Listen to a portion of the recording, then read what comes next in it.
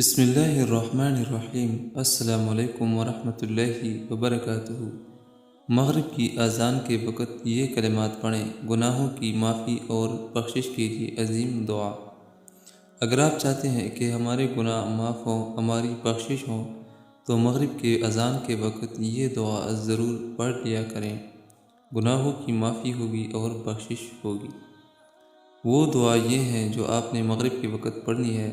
اللہم ان ھذا اقبال لیلک وادبار نہارک واصوات دعاتک فاغفر لی، جس کا ترجمہ یہ ہے: اے اللہ، بے شک یہ وقت ہے کہ تیری رات آ رہی ہے، تیرا دن جا رہا ہے اور تیری طرف پکارنے والوں کی صدائیں ہیں، لہذا تو مجھے بخش دے۔